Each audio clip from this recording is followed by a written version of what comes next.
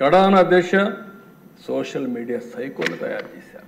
డబ్బులు డిజిటల్ కార్పొరేషన్లో పే చేస్తారు, ఆర్మీని తయారు చేస్తారు.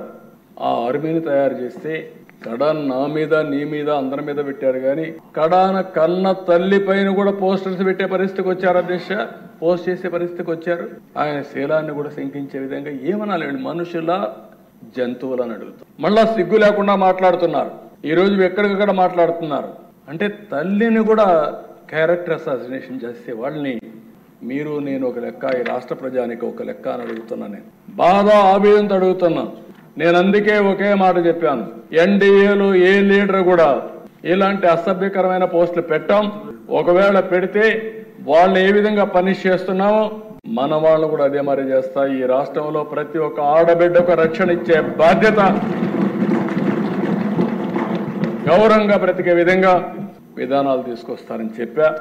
అందుకే ఒకే మాట అన్నాను, రాబోయే రోజుల్లో ఏ ఒక్క ఆడబిడ్డ కూడా అవమానపడడానికి వీల్లేదు.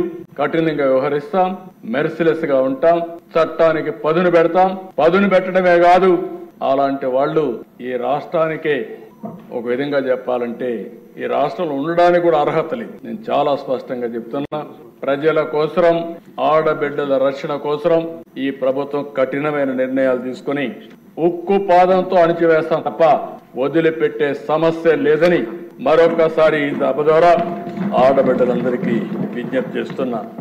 ఇది ఒక ఆర్గనైజ్డ్ క్రైమ్. మామూలుగా ఎవరో ఒకరు ఇద్దరు పెట్టుకుంటే దాన్ని మనం కంట్రోల్ చేయొచ్చు, కానీ ఇది ఒక ఆర్గనైజ్డ్ క్రైమ్ చేసే పరిస్థితికి వచ్చారు.